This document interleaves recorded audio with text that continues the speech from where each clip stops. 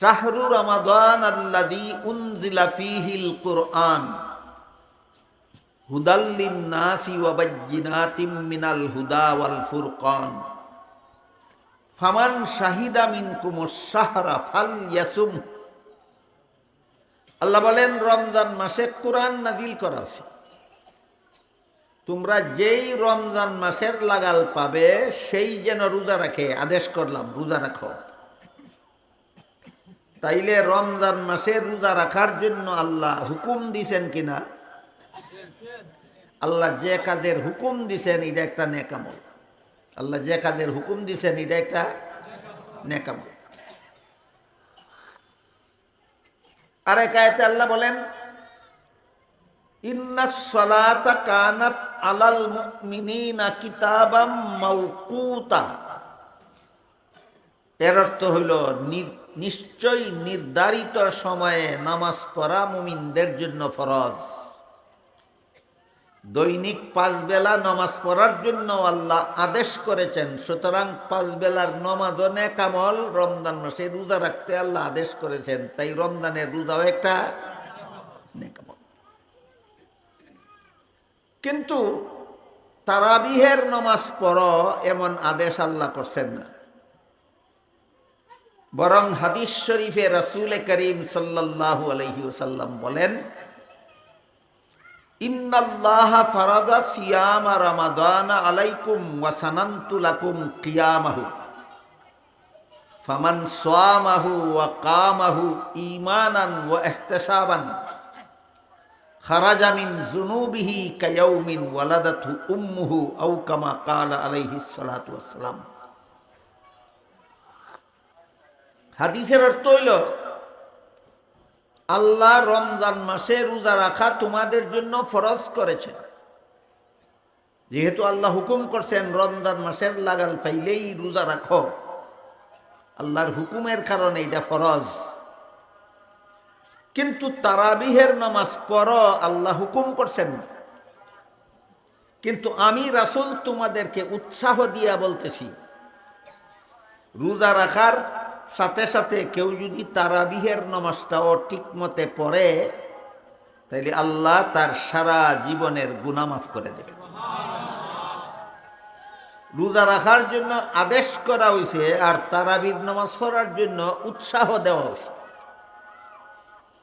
কাজেই রোজা রাখা নেক আমল হইল হুকুম করার কারণে, আর তারাবির নামাজটা নেক আমল হইল উৎসাহ দেওয়ার কারণে। তারাবির নামাজ কেমনে নেক আমল সাব্যস্ত হইল? উৎসাহ দেওয়ার কারণে।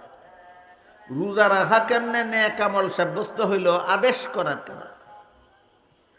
আল্লাহ রোজা রাখার আদেশ করছেন, এই জন্য রোজা রাখা একটা নেক আমল।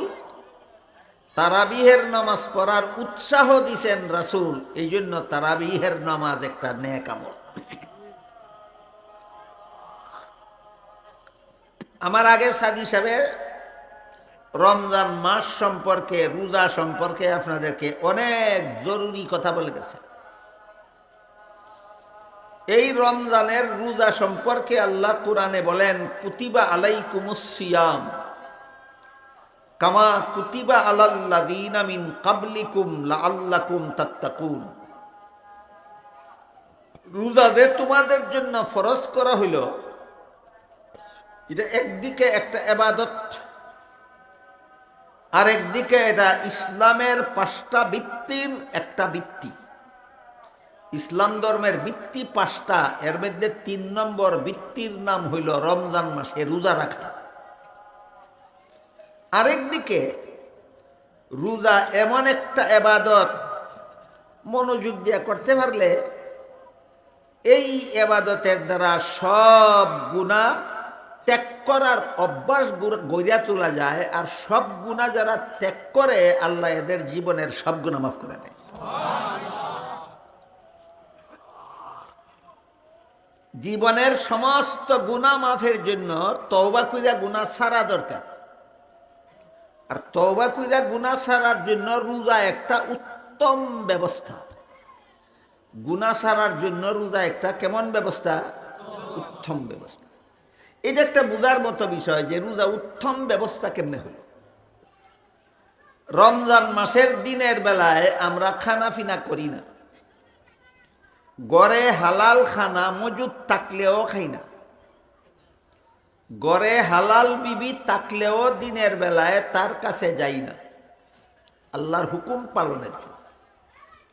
বলেন তো আপনারা যারা যারা রোজা রাখেন দিনের বেলায় খান না কেন? বুক লাগে না এই কারণে, না আল্লাহর হুকুম মানার জন্য? দিনের বেলায় বিবির কাছে যান না কেন? আল্লাহর হুকুম মানার জন্য, অথচ বিবি হালাল।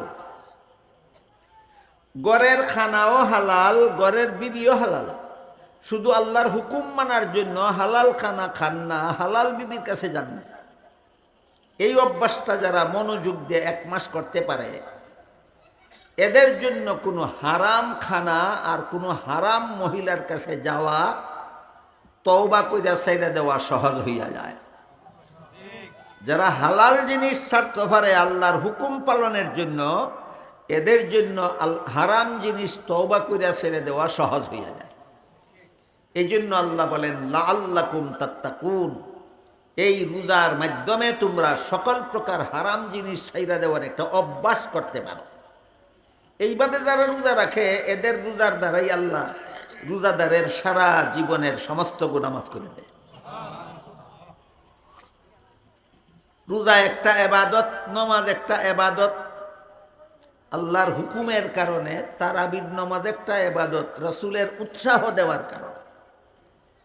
তারাবির নামাজ ইবাদত হইছে আল্লাহর হুকুমের কারণে, না রাসূলের উৎসাহ দেওয়ার কারণে। যত কাজের হুকুম করছেন আল্লাহ সেইগুলিও নেক আমল, আর যত কাজের উৎসাহ দেওয়া হয়েছে আল্লাহ এবং আল্লাহর রাসূলের পক্ষ থেকে সেইগুলির নামও নেক আমল।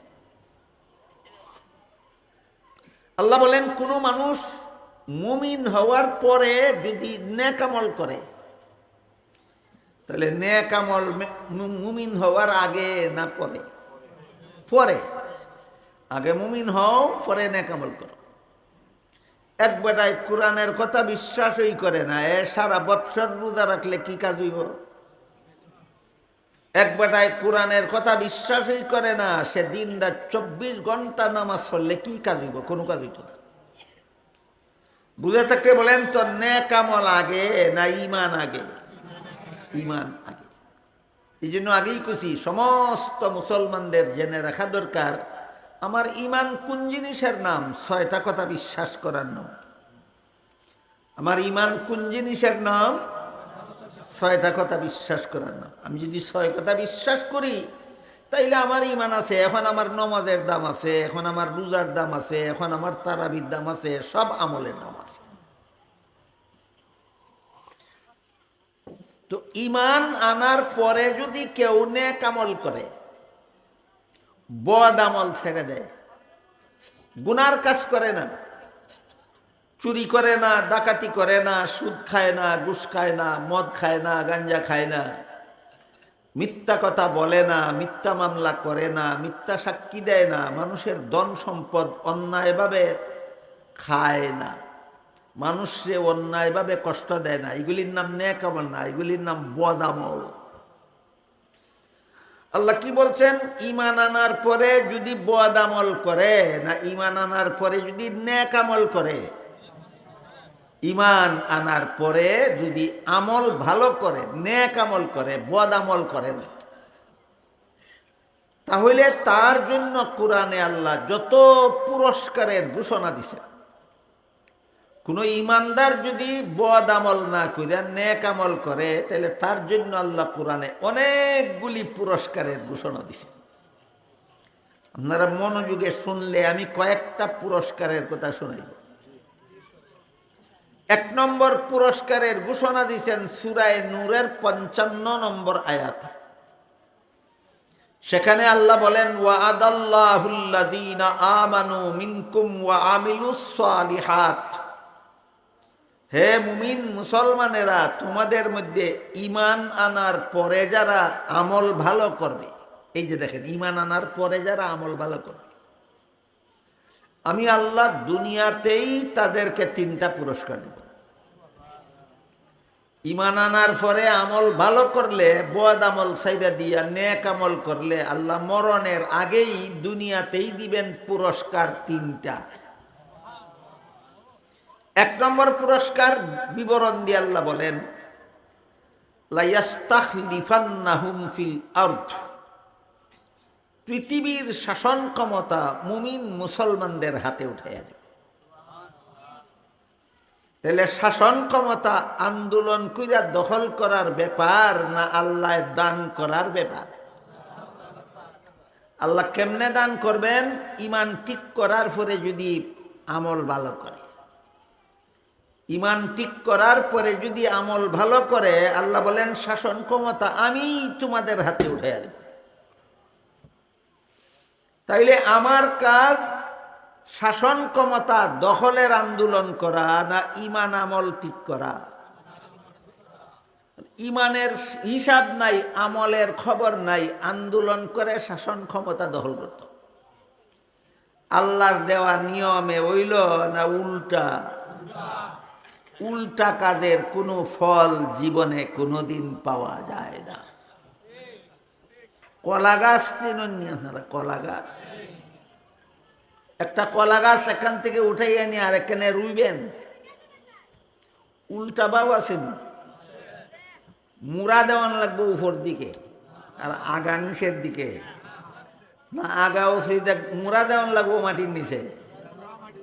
সে যদি মুড়া উফরি দিয়ে আগা যদি মাটিতে লেগাই যেত হয়, গাছটা কেমন ফলা ফলবে? কেন গাছ রুইছে না? নি রুইছে না? ফলবে না কেন? উল্টা রুইছে। শাসন ক্ষমতা ভাইবার আন্দোলনই সমাজের মুসলমানে উল্টা করে। শাসন ক্ষমতা আন্দোলন কইরা পাওয়ার বিষয় না। আল্লাহ বলেন এটা আমি তোমরা দান কইরা দিব, খালি ইমানটা ঠিক করো আর আমলটা ভালো করো। ইমান ঠিক করো, আমল ভালো করো, শাসন ক্ষমতা আমি আল্লাহ দেব। শাসন ক্ষমতা মুমিন বান্দাদের হাতে, সারা দুনিয়ার শাসন ক্ষমতা। আল্লাহ বলছেন আমি আল্লাহ তোমাদেরকে এটা পুরস্কার দিব, পুরস্কার।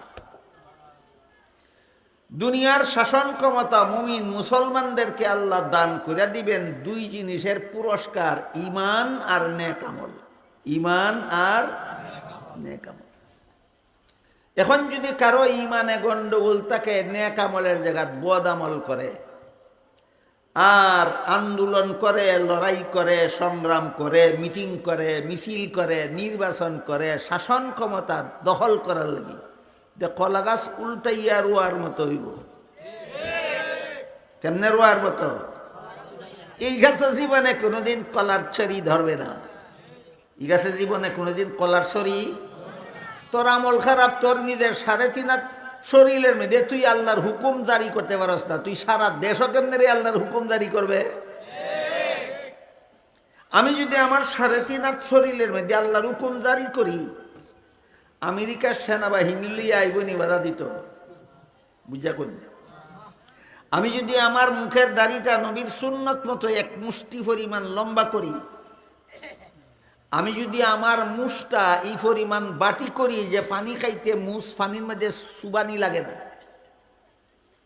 আমি যদি আমার শরীরের পোশাকটা নবীর সুন্নত তরিকা মতো বানাই, আমেরিকা আইব সেনাবাহিনী লিয়া বাধা দিত? তাহলে এই ব্যাপারে আমি পূর্ণ স্বাধীন।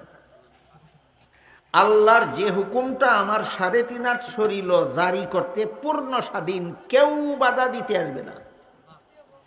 অতকান কাজই যদি আমি নফসের গুলামির কারণে করতে পারি না, আন্দোলন কইরা দেশের গদিটা দখল করলে সারা দেশে আমি আল্লাহর হুকুম জারি কইরা দিব, বিশ্বাস করা যায় না? দুঃখা